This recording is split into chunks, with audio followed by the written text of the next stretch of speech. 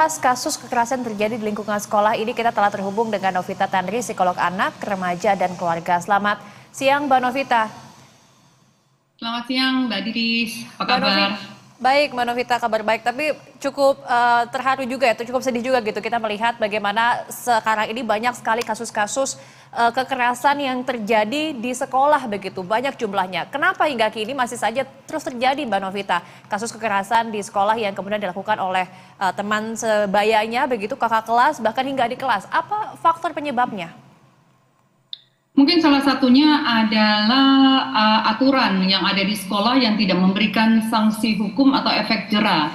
Sehingga pelaku-pelaku bullying ini melihat bahwa ya satu, pada dasarnya manusia suka sekali dengan kekuasaan. Menguasai orang lain menjadi salah satu sifat dasar daripada manusia. Lalu yang kedua, kalau kita melihat adalah karena popularitas, Mbak. Zaman sekarang dengan adanya popularitas, dengan fear of missing out gitu ya, kepengen terkenal, dengan cara yang salah adalah dengan melakukan bullying terhadap orang lain. Dan yang ketiga, balas dendam. Mungkin pelaku ini dulu juga adalah orang yang menjadi korban korban daripada bullying. Jadi ingin membalas dendam, dan hal yang lain adalah masalah di rumah, Mbak. Kekerasan di dalam rumah, di mana orang tua menjadikan kekerasan sebagai cara untuk membesarkan dan mendidik anak-anaknya. Nah, ini ditiru oleh anak-anak ini.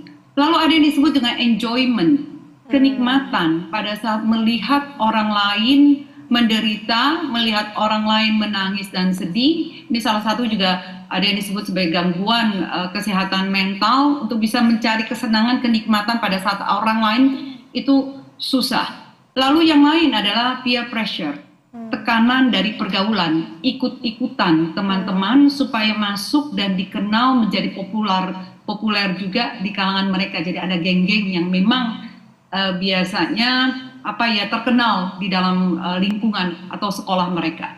Mbak, itu ada beberapa faktor mungkin. Oke, kalau tadi Mbak Novita sempat menyebutkan salah satunya adalah faktor ingin merasa lebih superior begitu, ingin merasa lebih powerful. Tapi kalau kita lihat juga dari data sebelumnya, dia menyebutkan mayoritas yang ternyata melakukan tindak kekerasan ini justru teman sebaya, baru diikuti oleh kakak kelas begitu, alias seniornya. Nah, kenapa menurut Anda kenapa hal ini bisa memicu adanya kekerasan dilakukan oleh teman sebaya begitu? Bukankah biasanya kalau teman sebaya itu katakanlah seumuran begitu ya, lebih mudah untuk bergaul dan lebih mudah untuk berteman begitu?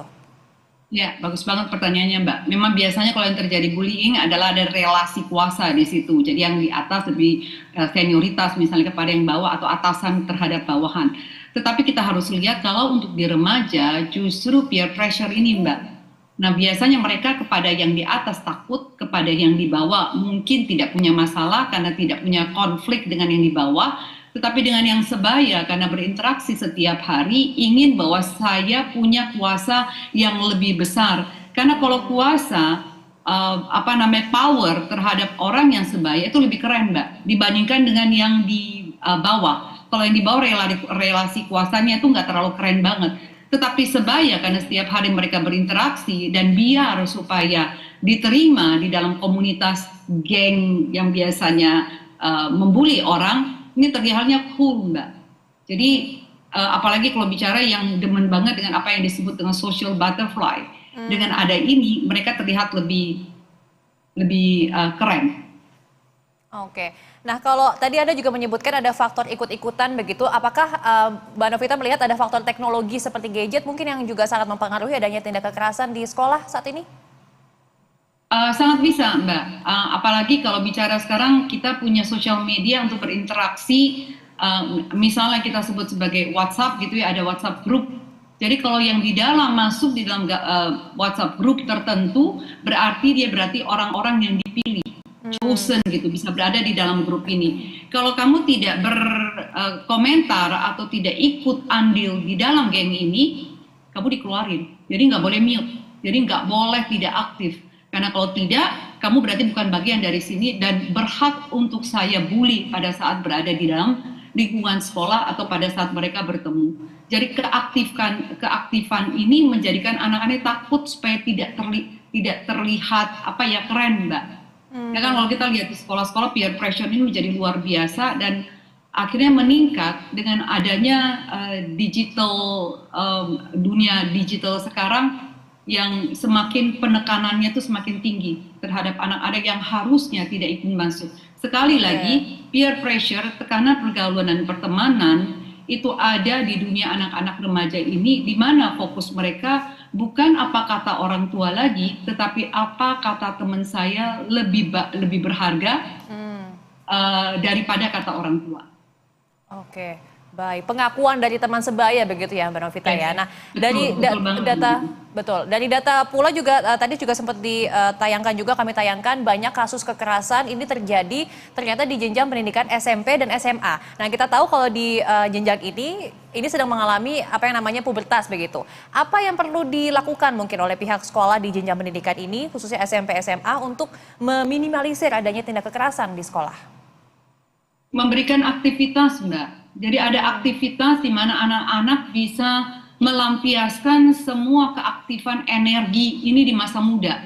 Karena kalau energi keaktifan ini tidak disalurkan dengan kegiatan yang positif, ekstrakurikuler yang positif, anak-anak ini akan melampiaskannya ke hal-hal yang ini, salah satunya bullying dan tawuran, kekerasan jadinya bentuknya. Lalu yang kedua adalah di usia ini anak mencari self image, Mbak. Jadi gambaran diri atau identitas diri. Dia mau jadi apa nanti kelak pada saat melewati usia dewasa atau dewasa muda setelah 18 tahun, setelah SMA ini. Siapa saya, mau kemana saya pergi. Nah, gambaran diri ini harus benar. Karena kalau dia salah di usia ini biasanya terkadang di masa remaja akhir atau dewasa mudanya, gambaran ini juga bisa menjadi salah, Mbak. Identitas diri ini bisa jadi salah. Oke, terakhir Mbak Novita, kalau kita suka lihat juga belakangan kasus-kasus kekerasan terjadi di lingkungan sekolah ini biasanya muncul setelah adanya video viral lah, atau mungkin ada pengakuan dari korban yang akhirnya berani untuk mengaku dan lain sebagainya. Bagaimana seharusnya guru ataupun pihak sekolah ini menyikapi jika melihat atau menyaksikan benar-benar ada tindak kekerasan yang dilakukan oleh siswanya di sekolah? Baik, nomor satu sebenarnya sekolah harus membuka apa yang disebut dengan hotline, Mbak. Hotline yang bisa dihubungi oleh korban pada saat dia mengalami bullying. Karena biasanya korban takut sekali untuk melaporkan karena biasanya semakin diintimidasi, semakin ditindas. Jadi harus ada hotline yang menjaga kerahasiaan dari anak-anak yang menjadi korban. Yang kedua adalah pelaku bullying tidak bisa diberikan pembiaran. Dalam arti ini tuh bukan, apalagi kalau sampai kepada fisik dan verbal dan bahkan secara cyberbullying, ini akan bisa merusak seseorang betul-betul luar biasa secara psikologis.